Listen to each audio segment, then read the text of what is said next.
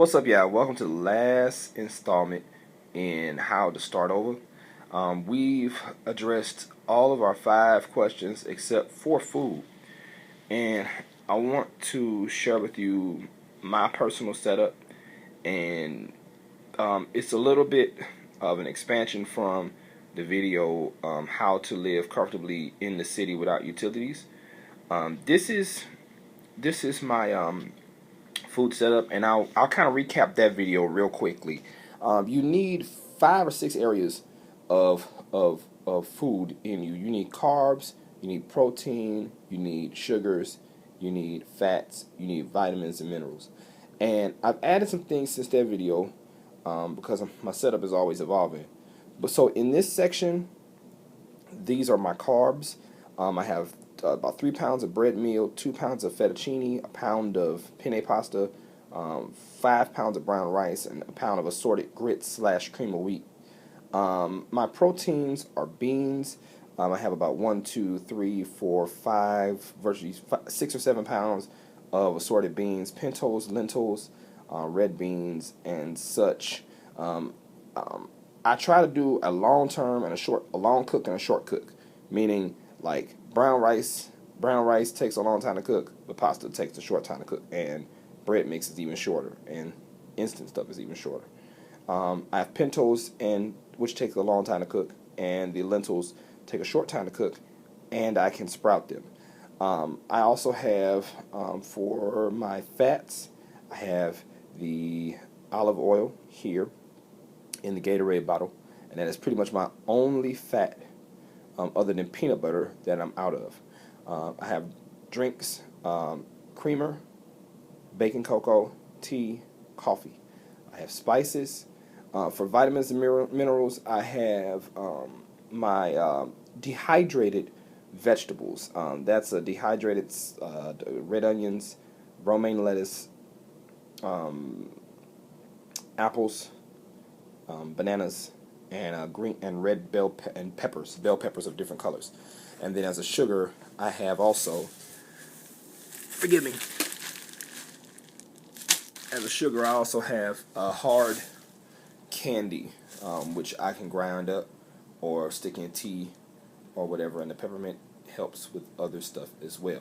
So, spices. So you see what's there. And then I have a package of seeds, which this kind of extends past the needs of your average urban, average homeless person, which basically I kind of am, and it kind of goes into long term. I always want to be set up where if I went somewhere, not only can I have sources of sustenance, like these can grow into sprouts.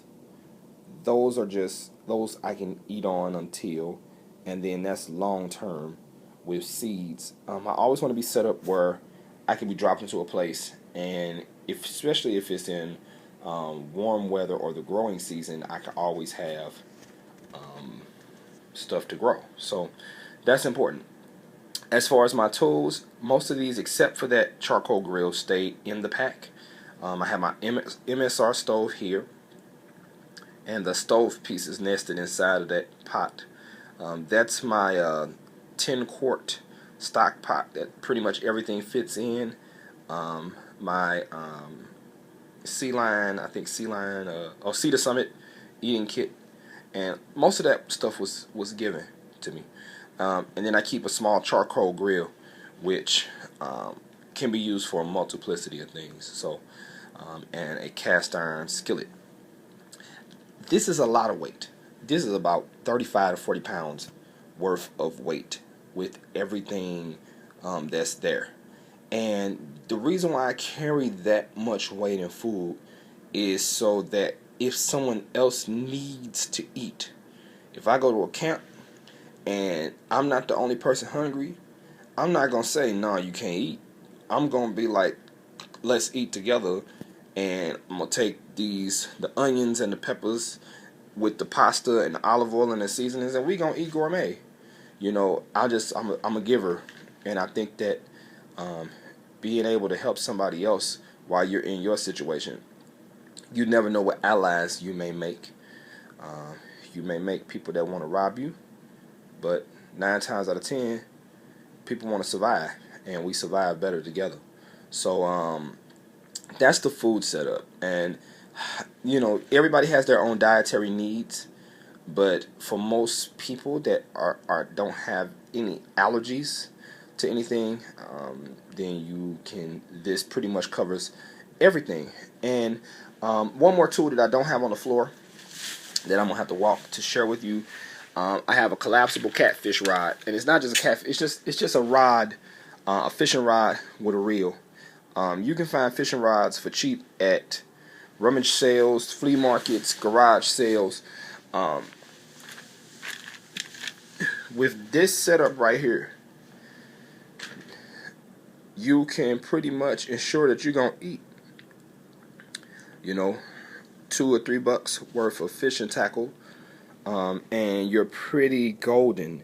That's the stash of food you carry, but you don't want to touch this until you've exhausted other options. Now let's talk about the other options. The other options are food pantries, church socials, and different events where there are free food. You can essentially, during the holiday season, not have to eat none of the food that's in your pack. Why? Because if we talk about our shelter variant again, if you've connected with the free entertainment, and you've connected with the churches, and you've connected, and not as a homeless person, but as just a person coming to church, if you've connected with different churches and ministries, and I'm going to say this, and this is going to sound a little bit like racial in a way, but as an African American, I know my churches throw down. We throw down. Like, we have, on Sunday mornings, we have always had coffee and donuts, and for free. And I take the leftover donuts and I put them in the freezer. Or we'll have a full breakfast with biscuits and gravy and pancakes and eggs and sausage for free. And if you come to Sunday school, we'll feed you. And I mean, I lived off of this. And then we have events, we have events where, repasses of different members and different things where you can come in and I help clean and I get blessed to eat, and eat good. Eat good. So if you have friendships with several different churches and you have those schedules, you have that scheduled on a notebook somewhere, between that and the local food banks and different things in your city, depending on what city you're in, you really don't have to touch this. And if you're not physically able to carry all this, that's okay. You will not go without food. I did that as a last video on purpose because there are so many resources for food. This really is for someone else. This is for you and to share with someone else. Let's talk about places to cook. Places to cook. Places that you can cook are parks with barbecue pits. A lot of places in the city don't allow fire, but that's one place that they actually allow fire. Is parks with barbecue pits. The truck stops have microwaves and things that you can cook some of your quick items. And if you add a thermos to this setup, you can save fuel by simply boiling water. Let's say you go to a rest stop or whatever, and you hit a microwave. You can boil enough water to be able to get beans and stuff cooked. I try to keep 2 thermoses, and you'll be able to keep beans and your long cooked dishes, beans and rice, or your pastas and things in that thermos. And then I have a breakfast thermos that keeps my breakfast stuff. So it's food is not hard to come by if you know where to look. I wanted to share one more thing. I'm going into my pack because I should have had this out and didn't. Forgive me, y'all.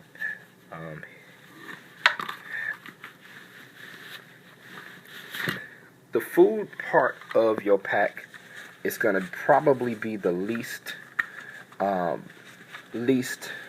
expensive of everything that you will buy, because I go to Walmart and get generics. I go to Aldi's. I get stuff on sale. I get stuff that's almost expired. These are my 2 Nalgene's that I keep watering. I have no less than 4 or 5 different things that I keep watering.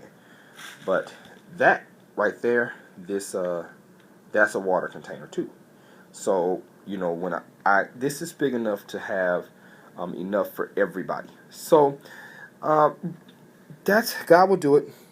I want to hit you guys up early in the morning and show you in this last installment how I get food.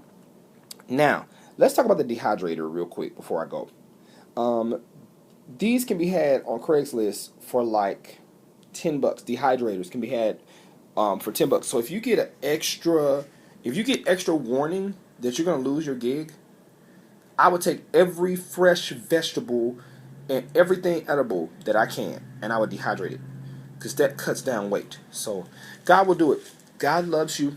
I know I was a little bit in a rush with this setup, but I definitely want to share that with you, that food is the easiest thing to come by if you know how to time yourself. God bless you. You're going to make it. Love you.